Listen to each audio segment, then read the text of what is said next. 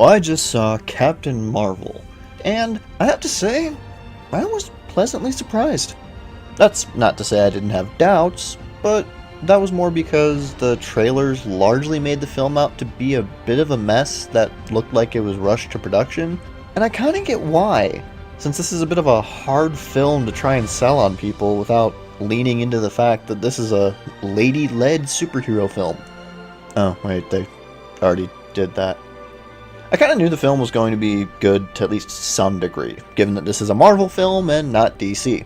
But I thought it'd be more along the lines of the first Captain America or the Ant-Man films. An okay experience with some really good points awarded to them, like an actor who's really well done or a particularly intriguing sequence or scene.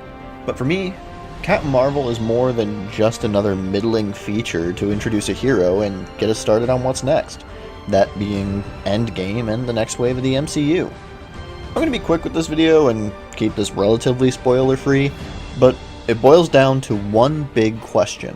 One question that I asked myself before I saw the film. How does Brie Larson stack up? Does she bring a lot to the character and make it worth it? I say yeah. Well, mostly. For me, I'm kinda split on her performance. At times, she can be very charming, funny, and a genuine delight to watch. And other times, she's just kinda cold, emotionless, and straight up stoic. This is explained in the story with Jude Law's character being her mentor and telling her to hold her emotions in so she can control her powers. And for some of the fight scenes, that might make sense. But this split personality thing happens throughout the film, regardless of if she's fighting.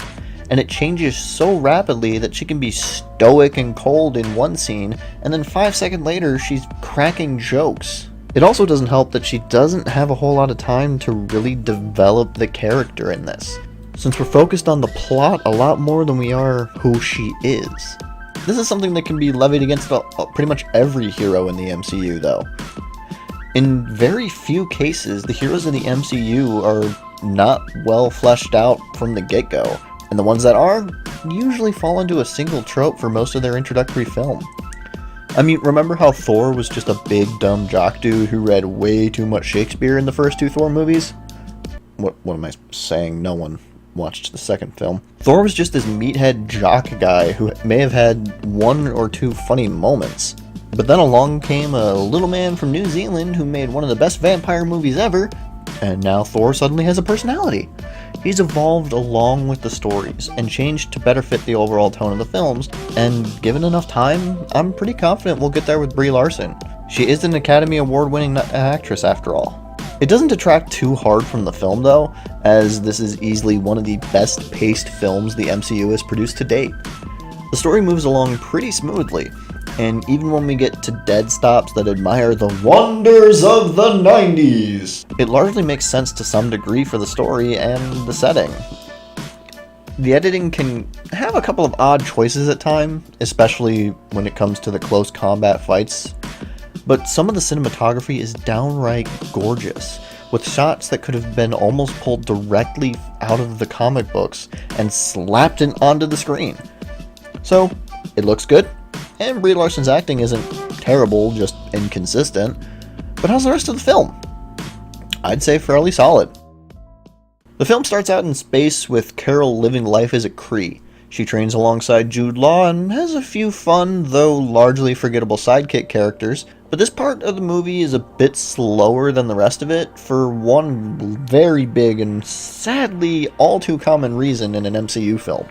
The dialogue is one of the facets of the film that I've seen largely get criticized, but that's mostly in this first act here, where they have to establish things like the Kree, Carol Danvers, her mentor, the Supreme AI, and the Skrulls, the race of shape-shifting baddies. All of this information is dropped on us within the first half hour, and we haven't even made our way to Earth yet.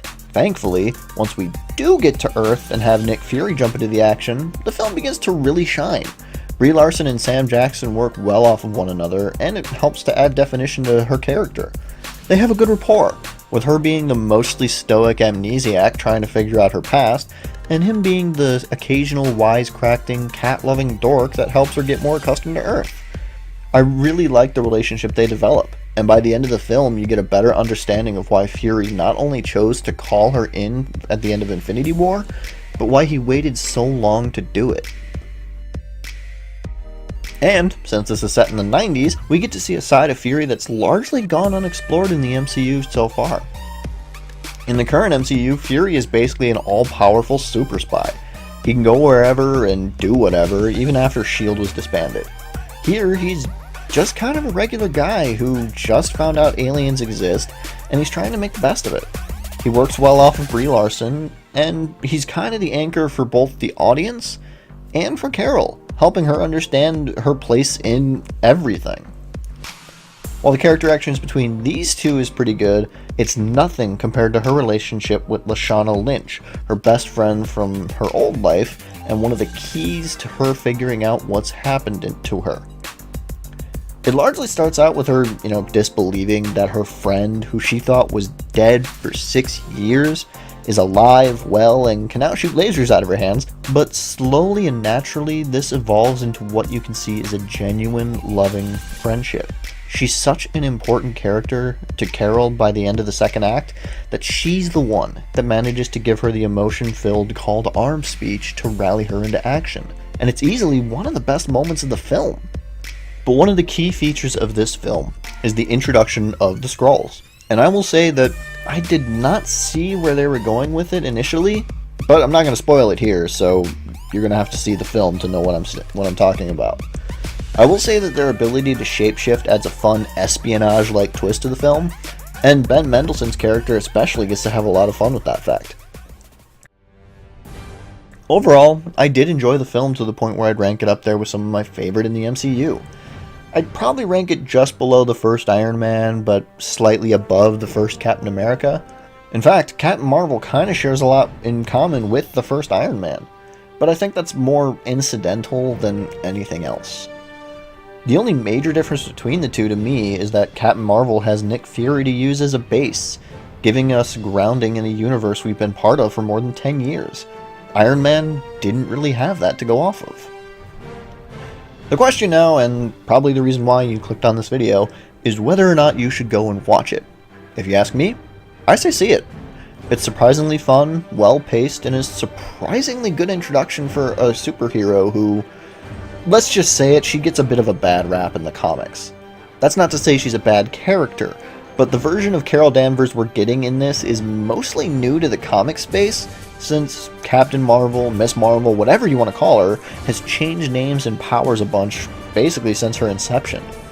I will say that some of the CGI later in the film really kind of looks fake, but that just leads me into my thought of this having been rushed to production so that they could get Captain Marvel into Endgame. Overall, I did like the film. It has its flaws, sure, but what MCU film doesn't? These films are fun to watch regardless of the flaws, and in general, I have a lot of fun watching this movie. So with that, I give Captain Marvel a review score of 8 out of 10. It's a solid B+ grade movie in my mind, and you should go watch it. If you'll excuse me, I have some other videos I've been neglecting to work on that I should probably get to working on.